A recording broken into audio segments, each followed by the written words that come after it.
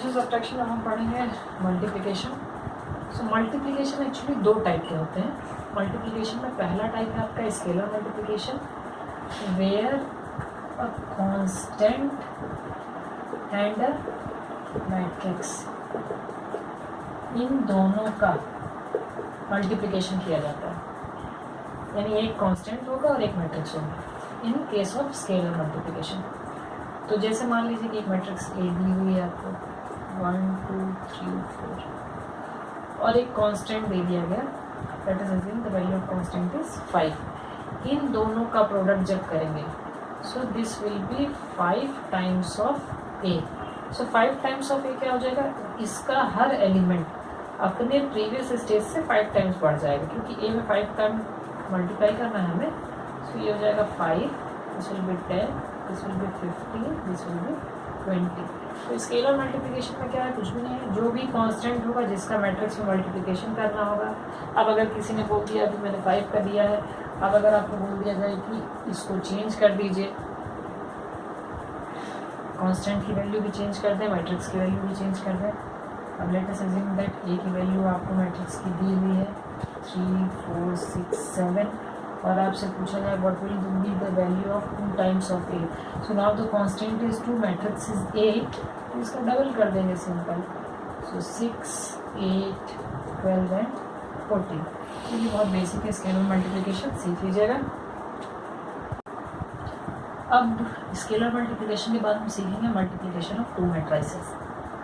So let us assume there is a matrix A whose expression is aij और इसका order दिया है आपको P क्रॉस Q। एक दूसरा मैट्रिक्स है B bij, इसका ऑर्डर दिया है आपको Q क्रॉस N। तो अब मल्टीप्लाई करने के लिए क्या करते हैं बेटा, जब दो मैट्रिक्स का मल्टीप्लिकेशन, सारी मैट्रिक्सेस का मल्टीप्लिकेशन पॉसिबल नहीं है, जो इसकी इनिशियल कंडीशन है, कंपल्सरी कंडीशन है, वो क्या कहती है, number of columns in first matrix should be equal to number of rows in second matrix. ये थोड़ा सा डिफिकल्ट टॉपिक है, ध्यान से समझिएगा, एक बार समझ लेंगे तो बहुत आसान हो जाएगा, इतना भी कठिन नहीं है। लेकिन हाँ, थोड़ा सा अभी तक जो पढ़ते आए हैं आपने वो सब अभी इजी टॉपिक्स है, यहाँ से थोड़ा सा टिपिकल स्टार्ट है। तो दो मैट्रिक्स को मल्टीप्लाई करना है हमें, एक मैट्रिक्स दी हुई है ए, दूसरी मैट्रिक्स दी हुई है B. A has a order of P cross Q, B has a order of Q cross N। So the multiplication of both these matrices will be possible only, इन दोनों का प्रोडक्ट तभी हो सकता है, दिस इज नेसेसरी और compulsory condition. कब होगा, जब number of columns in first matrix, हमें ए इंटू बी निकालना है, we have to find A into B. So A into B will be possible only, यहाँ पहली मैट्रिक्स ए है, दूसरी मैट्रिक्स बी है, when number of columns in first matrix, यहाँ पे ये रोज है और ये कॉलम है, ध्यान से देखेंगे तो यहाँ पे कितने कॉलम हैं आपके, the number of columns are Q. So number of columns in first matrix should be equal to number of rows in second matrix. और यहाँ कितने रो हैं आपके, Q। तो अगर इसमें जितने पहले मैट्रिक्स में जितने कॉलम हैं उतने ही अगर दूसरे मैट्रिक्स में रो हैं तभी प्रोडक्ट पॉसिबल है, अदरवाइज प्रोडक्ट पॉसिबल नहीं है। तो अब देखते हैं, पहली कंडीशन है, एक एक करके समझेंगे। जैसे मान लीजिए कि एक मैट्रिक्स है आपके पास A और ए का ऑर्डर हमने मान लिया है 2 क्रॉस 3। एक दूसरी मैट्रिक्स है आपके पास बी का ऑर्डर है 3 क्रॉस 2। अब अगर आपसे पूछा जाए will A into B is possible, क्या ये प्रोडक्ट हो सकता है, तो डेफिनेशन तो हमने देख ली, थ्योरी पार्ट क्या है, हमें याद कैसे रखना है, इसका ऑर्डर जहाँ पे ख़त्म होगा है, सेकेंड मैट्रिक्स का ऑर्डर उसी से शुरू होना चाहिए, उसी नंबर से। ये number of columns A matrix में कितने कॉलम हैं, 3, और बी मैट्रिक्स में कितने कॉलम हैं, सॉरी बी मैट्रिक्स में कितने रो हैं, यहाँ पे 3 रोज हैं। So number of columns in first matrix should be equal to number of rows in second matrix. यहाँ पे 3 कॉलम्स हैं, यहाँ पे 3 रोज हैं, ये ऑर्डर जहाँ पे ख़त्म हो रहा है दूसरा ऑर्डर वहीं से स्टार्ट होना चाहिए। So is the product possible, yes product is possible. अब अगर हम देखते हैं ऑर्डर चेंज करते हैं, ए का ऑर्डर ले लिया हमने 1x3, बी का ऑर्डर हमने ले लिया 2x5। अब पूछा जाए कि A×B पॉसिबल है, देखिए ध्यान से, यहाँ ऑर्डर ख़त्म हो रहा है 3 पे, यहाँ ऑर्डर स्टार्ट हो रहा है 2 से, तो प्रोडक्ट पॉसिबल है? No, this is not possible. फिर एक और एग्जांपल लेते हैं, ए मैट्रिक्स हमने लिया 2x3, दूसरा मैट्रिक्स हमने लिया B 3x5। पूछा जाए क्या प्रोडक्ट पॉसिबल है? देखिए ध्यान से, यहाँ ऑर्डर 3 पे ख़त्म हो रहा है, इसका ऑर्डर 3 पे शुरू हो रहा है, तो प्रोडक्ट पॉसिबल है? Yes, the product is possible. तो पहली कंडीशन जो हमें ध्यान रखनी है, प्रोडक्ट करने से पहले 2 मैट्रिक्स का प्रोडक्ट एग्जिस्ट करेगा या नहीं करेगा, ये डिपेंड करता है पहले मैट्रिक्स में जितने कॉलम हैं उतने ही रोज सेकंड मैट्रिक्स में होना चाहिए। और डेफिनेशन नहीं याद है तो सिंपल एकदम ऐसे याद कर लीजिए कि पहले मैट्रिक्स का ऑर्डर जहाँ पे ख़त्म हो रहा है, दूसरे मैट्रिक्स का ऑर्डर वहीं से शुरू होना चाहिए। अगर ये कंडीशन सेटिस्फाई करती है, 4 ऑर्डर में 4 नंबर हैं आपके, बीच के दोनों नंबर सेम होने चाहिए। जब भी बीच के नंबर अलग अलग होगा, यहाँ पे आपका 3 पे एंड हो रहा था ऑर्डर, यहाँ 2 से स्टार्ट हो रहा था, तो प्रोडक्ट पॉसिबल नहीं है। A×B is not possible. यहाँ पे 3 पे एंड हो रहा था, 3 से स्टार्ट हो रहा था, तो यस A×B इज़ पॉसिबल। अब तो पहले तो हमें ये पता चल गया कि कब मैट्रिक्स का प्रोडक्ट हो सकता है, कब नहीं हो सकता। अब अगला केस देखते हैं। अब अगर 2 मैट्रिक्स का आप प्रोडक्ट करोगे तो the resultant will be always a matrix. 2 matrix का सम किया था तो भी मैट्रिक्स मिली थी, 2 मैट्रिक्स का डिफरेंस फाइंड आउट किया था तो भी मैट्रिक्स मिली थी। तो अगर आप कोई 2 मैट्रिक्स का मल्टीप्लाई कर रहे हो तो answer will be always a matrix, जो आंसर आएगा वो भी मैट्रिक्स होगा। अब मैट्रिक्स को डिफाइन करने के लिए मैट्रिक्स का ऑर्डर पता होना चाहिए, यानी 2 मैट्रिक्स को अगर आप मल्टीप्लाई करेंगे तो पहले आपको ये पता चलना चाहिए कि जो आंसर आएगा, जो आंसर का रिजल्टेंट मैट्रिक्स होगा, उसका ऑर्डर क्या होता है। तो देखते हैं, जैसे ए हमने एक मैट्रिक्स ले लिया, इसका ऑर्डर हमने मान लिया 2x3, एक मैट्रिक्स है हमारा बी, इसका ऑर्डर है 3x5। तो अभी हमने देखा सबसे पहले तो ये पता करेंगे प्रोडक्ट हो सकता है या नहीं हो सकता है, तो हाँ प्रोडक्ट तो हो सकता है क्योंकि ये से स्टार्ट हो रहा है। अब हम मान लेते हैं कि इन दोनों की मल्टीप्लाई करने पे हमें एक नई मैट्रिक्स मिलेगी सी। तो इस सी का ऑर्डर क्या होगा? इसका ऑर्डर बेटा ये, यानी इस सी का ऑर्डर होगा 2x5।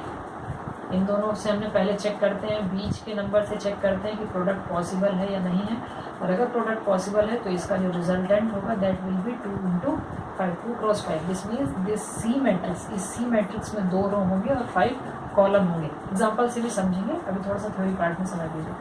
अब अगला देख लेते हैं एक एग्जाम्पल आप। एक मैट्रिक्स है ए, इसका ऑर्डर है 3x6, दूसरा मैट्रिक्स ले लिया। आपके सिलेबस में इतना बड़ा नहीं आएगा प्रोडक्ट करने का, इसके लिए परेशान मत होइए। तो 3x6, दूसरा मैट्रिक्स ले लिया 6x1। अब पूछा गया कि क्या इन दोनों का प्रोडक्ट हो सकता है, तो चेक करेंगे सबसे पहले। यहाँ 6 पे ऑर्डर ख़त्म हो रहा है, यहाँ 6 पे ऑर्डर शुरू हो रहा है, तो ठीक है प्रोडक्ट हो सकता है। तो अगर प्रोडक्ट हो सकता है तो प्रोडक्ट होने के बाद हमें एक मैट्रिक्स मिलेगी। Let us assume this matrix is C, और सी का ऑर्डर क्या होगा? सी का ऑर्डर होगा ये, यानी 3x1। तो सी विल बी अ मैट्रिक्स जिसमें 3 रोज होंगे और 1 कॉलम होगा। अब इसको हम एग्जाम्पल से समझेंगे। तो अब एग्जाम्पल समझते हैं क्या है। चलिए एक मैट्रिक्स ले लेते हैं ए 1 3 4। एक मैट्रिक्स हमने ले लिया ए 1 3 4। एक दूसरा मैट्रिक्स ले लेते हैं बी इज इक्वल। अब क्योंकि प्रोडक्ट करना है तो ऐसा देखना पड़ेगा कि ऑर्डर सेम होना चाहिए। इसका ऑर्डर क्या है? इसका ऑर्डर, इसमें कितने रोज हैं? इसमें 1 रोज है, इसमें 3 कॉलम्स हैं। यानी अगर प्रोडक्ट करना है तो अगले वाले का ऑर्डर 3 से शुरू होना चाहिए, यानी वहाँ पे 3 रो रहने चाहिए। कॉलम के ऊपर कोई रिस्ट्रिक्शन नहीं है, कॉलम तो कितने भी हो सकते हैं। तो चलिए ले लेते हैं 2 3 6, 3 रो बना दिए, कॉलम भी बना लेते हैं 1 7 8। अब इसका ऑर्डर क्या हो गया हमारा? 3 रोज और 2 column. So this is 3x2। Product होने के लिए पहली कंडीशन चेक की हमने, यहाँ पे 3 से एंड हो रहा था, 3 से स्टार्ट हो रहा था। Number of columns in first is equal to number of rows in second हो जाएगा। और इसको प्रोडक्ट करने के बाद जो मैट्रिक्स मिलेगा हमें सी, उसका ऑर्डर बनेगा 1x2। So C will be a matrix in which there will be 1 row and 2 column. So ये कुछ ऐसा बन रहा है, तो मैट्रिक्स बना लिया। अब 1+2 होगा तो सबसे पहला काम करेंगे जनरल एलिमेंट इसमें लिख लेंगे, जनरल टर्म जो इसके होंगे। सो this will B A11 and A12, यानी इस मैट्रिक्स में 2 एलिमेंट आए, A11 और A12। अब कैसे निकलेंगे A11 और A12, ध्यान से समझिएगा। A11 निकालना है हम सबसे पहले, तो पहले मैट्रिक्स का रो लेते हैं, first row of first matrix into first column of second matrix. कैसे करेंगे, इसका पहला जो है एलिमेंट जो आपका है सबस्क्रिप्ट है, उसको जो नंबर है वो पहले मैट्रिक्स के रो को डिनोट करेगा। First row of first matrix into first column of second matrix. कैसे मल्टीप्लाई करेंगे, अब देखिए मल्टीप्लाई करने के लिए इसका रो, इसका पहला रो, इसका पहला कॉलम, करस्पॉन्डिंग एलिमेंट्स का मल्टीप्लाई करेंगे। यहाँ का पहला एलिमेंट है 1 और यहाँ का पहला एलिमेंट है 2। चाहे तो आप इसको इस तरह भी लिख लीजिए, ये आपको आसान हो जाएगा। ये आपने कॉलम लिख लिया, इस रो को ले जाके उसके पैरेलल एडजस्ट कर लीजिए। यहाँ पे 1 3 4, तो क्या करना था, हमें पहले का रो लेना था और दूसरे से कॉलम लेना था। तो हमने कॉलम को लिख लिया 2 3 6, इस रो को ले जाके पैरेलल सेटल किया, आपस में मल्टीप्लाई कर लिया। सो 2 into 1 is 2, 3 into 3 is 9 and 6 into 4 is 24। ये हमें 3 नंबर मिल गए। अब क्या करेंगे, इन तीनों का हम सम कर देंगे। सो 9 + 2 is 11 and 11 + 24 is 35। So A11 will be 35, यानी यहाँ जो C मैट्रिक्स है इसका पहला टर्म आएगा 35। फिर से समझते हैं, सबसे पहला काम है ऑर्डर चेक करेंगे, उसके बाद रिजल्टेंट मैट्रिक्स का ऑर्डर बनाएंगे, इसके बाद हम नॉमेनक्लेचर लिख लेंगे जो हमारा जनरल टर्म हमने सीखा है, क्योंकि 1+2 है तो इसमें 2 एलिमेंट ही होंगे आपके। सो A11 एंड A12। अब A11 निकालना है तो 11 यानी 11 पहला जो नंबर रहेगा वो पहले मैट्रिक्स के रो को बताएगा और दूसरा जो नंबर होगा वो दूसरे मैट्रिक्स के कॉलम को बताएगा, यानी first row of first matrix into first column of second matrix. इस तरह से लिख लिया और आपस में ऐड कर लिया। प्रैक्टिस हो जाएगी तो आप डायरेक्ट भी कर लेंगे। 1 into 2 is 2, 3 into 3 is 9 and 4 into 6 is 24। अब दूसरा निकालते हैं, A11 निकाल लिया, अब A12 निकालते हैं। So now we have to find A12। A12 कैसे निकलेगा, पहला टर्म बताएगा, पहला जो नंबर है वो पहले मैट्रिक्स को बताएगा, यानी first row of first matrix into ये बताएगा कॉलम को दूसरे मैट्रिक्स के, second column of second matrix. A12 यानी इस बार इस रो का, पहले हमने इस रो का मल्टीप्लाई किया था इस कॉलम से, अब हम इस रो का मल्टीप्लाई करेंगे दूसरे कॉलम से। दूसरा कॉलम है हमारा 1 7 8, इसमें इसको पैरेलल रख देंगे और मल्टीप्लाई कर देंगे। Now you will get the result. So this is 1, this is 21 और 8 4s are 32। तीनों को प्लस कर देंगे, so 21 + 1 will be 22 and 22 + 32 this will be 54। So here you got the product of these two matrices A and B। दोनों का order check किया, इसके बाद दोनों का प्रोडक्ट किया, रिजल्टेंट मैट्रिक्स जो आई उसका हमने जनरल टर्म के फॉर्म से प्रोडक्ट पूरा निकाल दिया। एक आध एग्जाम्पल और देख लेते हैं।